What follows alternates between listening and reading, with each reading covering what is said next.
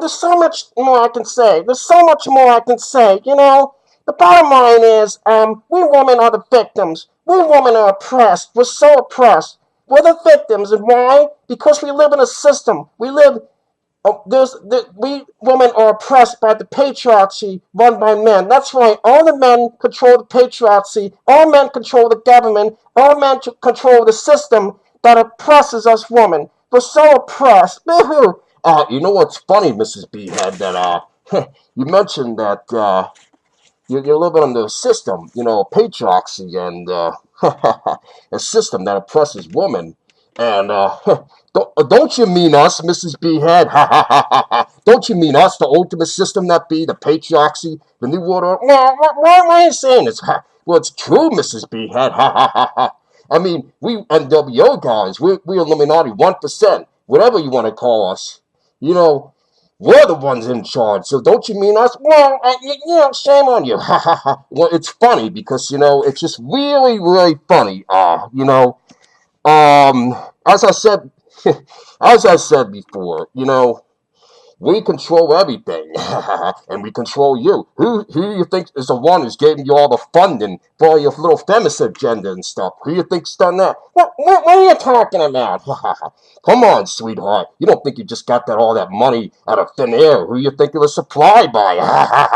What, are you saying that for you guys, we sisterhoods? No, that can't be. I don't believe that. You can't talk to me that way. No, how can you talk to me that way? Well, it's true, Mrs. Behead. you know, it's true, and you know, yes, it's true, Mrs. Behead. No, you stop talking to me this way. I'm a woman. Well, it's true, Mrs. Behead. Through everything, we you wouldn't have all your powers if it weren't for us. I mean, seriously, and there's nothing you can do about it. We NWO, darling. We are the NWO, and it doesn't matter if we're man. It doesn't matter if we have a penis. It doesn't matter if we have a vagina. NWO is NWO for life. You may think you're top shit. You may think you're the one who's the ruler of the world, the one that's sure, but believe me, we gave you that power. Ultimately, we own you. Sister, we made you, and we can break you. I'm so offended. How dare you talk to me that way? You can't talk to me that way. I have a vagina. How dare you talk to me that way? Believe me, sister, I can. How dare you? Oh, I can say whatever I want. You're supposed to be nice to me. I'm a woman and stuff. You're supposed to be nice. You promised me the world. You told me to do this and that. You said you have gifts for me. You said you have money for me. You said all that stuff. And another thing is, you said you had me over for dinner. Oh, believe me, Mrs. Behead, I intend to keep that promise. Indeed, I'm having you over for dinner. What do you mean? Well, you said you had me over for dinner. Yes, I did, Mrs. Behead. I am indeed having you over for dinner. Maybe you didn't understand the meaning of it, though, Mrs. Behead. What are you talking about? Where's my dinner? I don't see my dinner. I don't see any steak or crab. Maybe you don't understand, Mrs. Behead. I'm having you over for dinner. I'm having you over for dinner. What? Wait a minute. What? Maybe. Okay, is it still not sinking in? Is it still not sinking in? Alright. Then tell you what, Mrs. Behead. Let me explain it more clearly. Let's just say we take one word out of that sentence. Maybe if we take the sentence, I'm having you over for dinner. Maybe if we take the word over out of that sentence, what does that spell out, Mrs. Behead? That's right, I'm having you for dinner! Oh, yeah!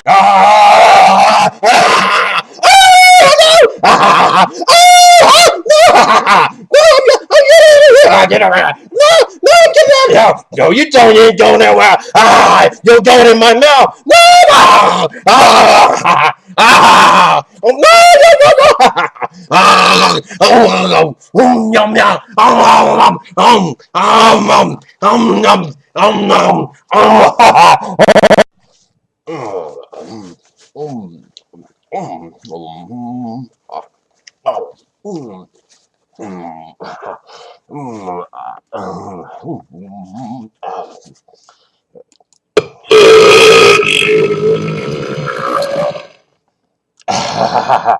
Ah, what a good meal.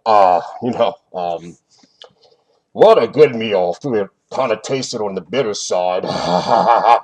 Yeah, tasted on the bitter side. Tasted like bitter prune. I would even say so go far to say it tasted like bitter pussy. That's all right. But that concludes my very first meal. I mean, my very first special guest. And just all it is, sheepy. Mrs. B had her thing to say, and some of it was interesting. But you know what? Mrs. B has to understand. At the end of the day, she, like everybody else, ultimately answers to us in more than one way. So, it doesn't really matter who you are. At the end of the day, it doesn't matter who you are. We'll own you. So, you know, Mrs. B had thought she was all that. Mrs. B had thought, oh, I'm a feminist. I'm an extreme feminist. I'm a woman. I rule the world. I'm on the pedestal. She thought she controlled all. She thought she was the 1%. Well, she learned quickly who really controls her. She learned real quickly who's the king of the hill in the long run. That's right. She thought she was all that, but she learned quickly, didn't she? She learned the hard way who really rules the roost. She learned quickly that for all her feminist accomplishment, all her things she's done in her life, it was created by us. It was only through us that she was able to do her feminist agenda. And she thought she was all that, but it was really us. We made her, and we can break her, and in my case, I can eat her. So, like I said, she thought she was all. She did everything, and that's what can I say. Anyway, sheepy, hope you enjoyed the show. That's the first of many special guests. It's a new dawn here. Thanks for watching, sheepy, and have a good one.